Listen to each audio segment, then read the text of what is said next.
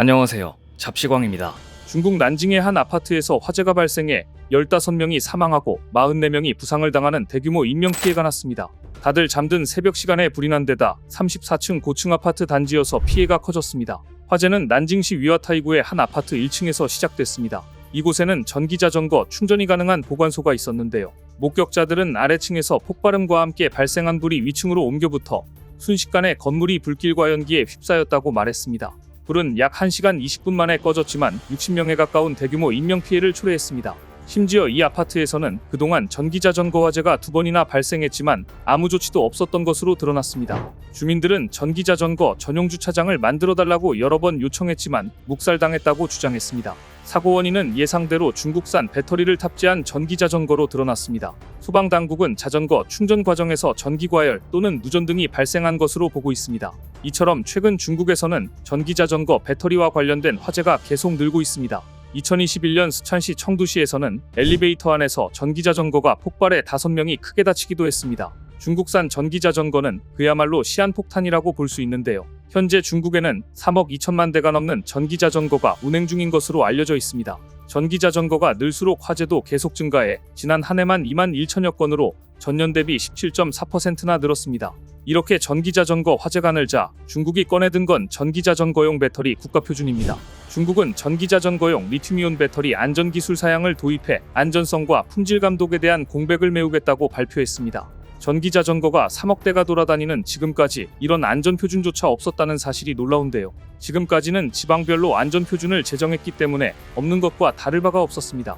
이처럼 의무적인 국가표준이 아직 도입되지 않았던 상황에서 전국 각지에서 전기자전거 배터리 화재가 났던 것인데요. 결국 수많은 인명피해가 나고서야 국가표준을 도입하겠다고 나선 겁니다. 세계 배터리 시장에서 중국 CATL과 비아디는 세계 1, 2위 기업으로 분류됩니다. CATL과 비아디를 포함한 중국 기업들의 배터리 시장 점유율은 60% 이상이며 중국 6개사가 세계 배터리 생산 상위 10개 기업입니다. 하지만 이들의 성공 뒤에는 늘 배터리의 안전 문제와 배터리 공장 노동자들의 위험 문제가 뒤따라다녔습니다. 홍콩 사우스차이나 모닝포스트는 익명을 요구한 충칭질병예방통제센터 연구원의 발언을 인용해 이렇게 보도했습니다. 중국 배터리 제조 과정에서 근로자들의 위험도는 항상 심각 수준으로 분류된다. 충칭은 중국에서도 완성차와 배터리 제조 설비가 밀집한 지역입니다. 중국 정부가 운영하는 직업안전기관인 중국안전과학기술 아카데미 등이 지난 2019년 실시한 연구에 따르면 배터리 제조업은 납축전지 시절인 1990년대 초반부터 집단 중독이 가장 많이 발생하는 부문 중 하나였습니다. 1990년대는 비아디와 CATL 등 현 글로벌 톱티어 중국 배터리 브랜드들이 막 태동하던 시기인데요. 충칭 질병예방통제센터는 리튬이온 배터리 등 2차 전지 시대로 접어들면서 납축전지에 비해 생산 과정에서 위험이 많이 줄었다고 설명했지만 그럼에도 여전히 생산 과정에서 중독과 소음으로 인한 근로자 피해가 적지 않다고 밝혔습니다. 이와 관련해 한 현지 언론이 CATL과 비아디 공장 현장 취재를 요청했지만 이들 회사들은 취재를 거절했습니다. 배터리 생산 라인은 자동화가 많이 진행돼 있지만 아직 사람이 직접 개입해야 하는 화학 공정이 많습니다. 지난 2021년까지 리튬이온 배터리용 양극재 생산 공장에서 일했다는 한 근로자는 관련 내용이 공유되는 중국 온라인 포럼 지우에 화학 분진에 노출되면서 항상 눈과목이 따끔거렸다. 더는 공장에 머무를 수 없다고 판단해 5개월여 만에 일을 그만뒀다고 밝혔고, 다른 근로자는 시끄러운 배터리 공장에서 3개월여 일한 후 높은 데시벨로 인한 청력 손실, 건강 악화에 대한 두려움으로 신경쇠약 판정을 받았다고 밝혔습니다.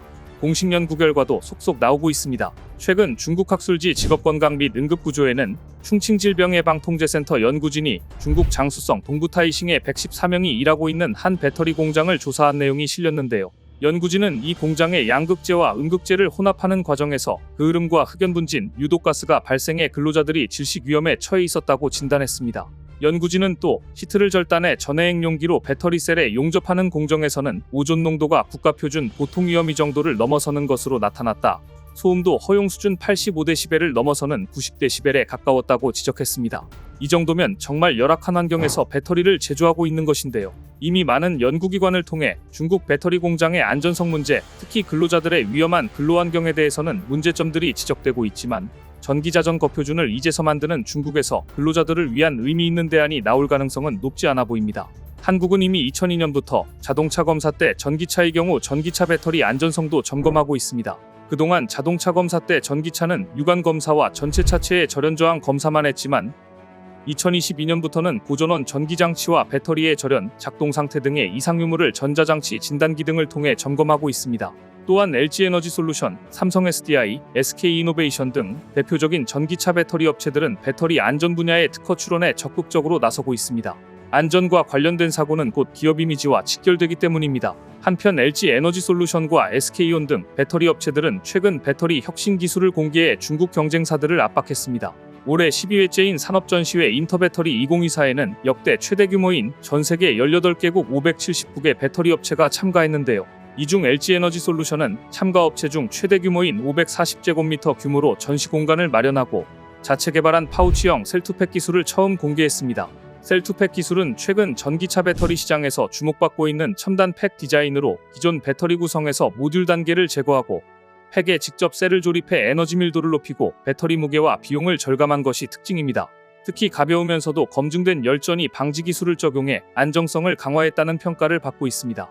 SK온은 에너지 밀도를 높인 SF 배터리와 저온에서의 성능을 개선한 LFP 배터리를 공개했습니다. 특히 SK온은 전기차 배터리의 특수 코팅 공법을 통해 음극 저항을 획기적으로 낮추고 음극 정렬 공법을 적용해 리튬이온 이동 경로를 단축했습니다. 또한 한국연구팀은 전기차 배터리의 화재 위험성은 낮추고 성능을 높일 수 있는 전고체 배터리 양산 기술을 이미 확보했습니다. 한국연구재단은 박찬진 전남대 교수 연구팀은 다공성 구조의 새로운 복합 고체 전해질을 개발해 전고체 배터리 성능을 크게 높이고 양산성을 확보했다고 발표했는데요. 이번에 개발한 기술은 앞으로 전기차 배터리의 전해질을 기존의 액체에서 더 안전한 고체로 바꿈으로써 전기차 안전성과 성능 향상에 기여할 전망입니다.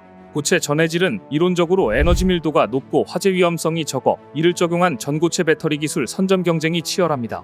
그러나 고체 전해질 소재 제조 비용은 기존 리튬이온 배터리 전해액의 200배 이상에 달하고 전극과의 접촉에서 발생하는 계면 저항 등 기술적 한계가 존재했습니다.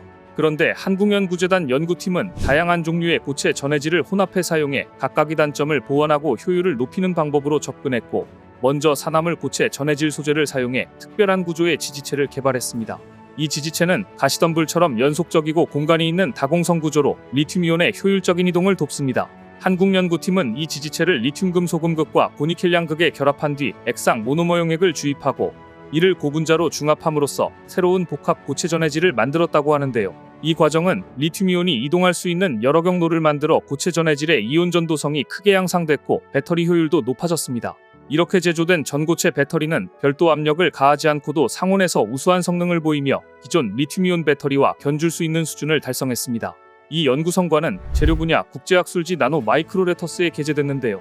전고체 배터리 기술의 주요 진전이며 특히 전고체 배터리 제조 공정을 단순화하는 큰 성과를 거둔 데 의미가 있습니다. 이처럼 중국 배터리는 안전성 문제가 끊이지 않은 반면 한국은 꾸미 배터리라는 전고체 배터리 제조 공정까지 단순화하는 기술력을 확보하게 된 것입니다. 안전하지 않은 환경에서 생산된 CATL과 비아디의 배터리는 소비자들에게도 안전하지 않다는 이미지가 이미 강하게 자리 잡고 있습니다. 안전을 중시하는 배터리 기업과 그렇지 않은 기업 간 경쟁의 결과는 불보듯 뻔할 것입니다. 오늘 준비한 소식은 여기까지입니다. 댓글을 통한 여러분들의 많은 의견 기다리겠습니다. 시청해주셔서 감사합니다.